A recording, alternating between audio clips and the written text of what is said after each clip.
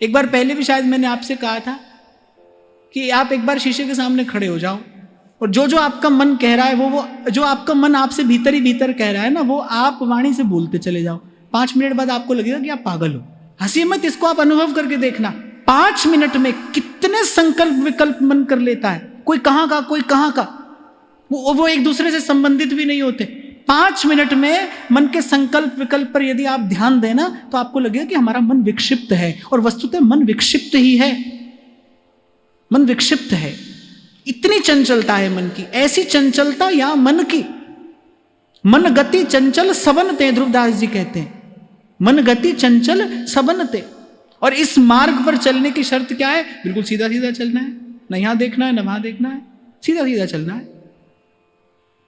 क्यों? क्योंकि मार्ग सीधा भी है पर मार्ग संकरा भी है। यहां वहां हुए तो चोट लगेगी।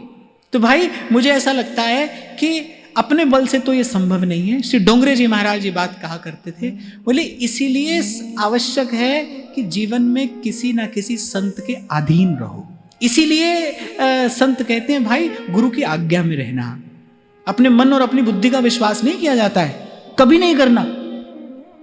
किसी के अधीन रहिए। कहो नानक हम यही हवाले, राखो संतन पाछे। गुरु की आज्ञा में रहना, नहीं तो मन के कारण ठोकर लगेगी, नहीं तो मन के कारण फिर बंधन में पड़ोगे, इसी मन के कारण। इसीलिए विचारक जन कहते हैं कि जिसके जीवन में गुरु नहीं है उसे बाहर किसी शत्रु की आवश्यकता नहीं है, उसका मन ही पर्याप्त है। उसका मन ही सबसे बड़ा शत्रु है। जिसके जीवन में गुरु नहीं है, जिसके जीवन में संत नहीं है, जिसके जीवन में सत्संग नहीं है, उसे बाहर कोई और शत्रु नहीं चाहिए। उसका मन ही पर्याप्त है शत्रुता करने के लिए। बड़ो कुसंग शरीर निज, जामे भरे विकार। और गुरु मिल जाए तो फिर मन के जैसा कोई मीत नहीं है। वो ध्यान से समझना, गुरु ना मिले तो बाहर शत्रु की आवश्यकता नहीं है, और गुरु मिल जाए तो फिर बाहर मित्र की आवश्यकता नहीं। फिर अपना मन ही सबसे बड़ा मित्र है। पल पल पल पल मिलाए रखता है प्रभु से। तो गुरु है, संत है, सद्विचार है यदि जीवन में, तो फिर बाहर किसी मित्र की आवश्यकता नहीं। फिर मन सबसे बड़ा मित्र है।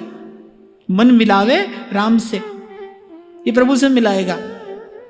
और यदि जीवन में गुरु नहीं है, यदि आपके जीवन में सद्विचार नहीं है, यदि आपके जीवन में किसी संत की चेतना कार्य नहीं कर रही है, फिर ध्यान रखना बाहर कोई शत्रु नहीं चाहिए। आपका मन ही सबसे बड़ा शत्रु है। इससे बड़ी हानि, इससे बड़ा अहित और कोई नहीं करा सकता भाई। शास्त्र कहता है बंधन का कारण भी मन ही है। अपना ही मन पर्याप्त है।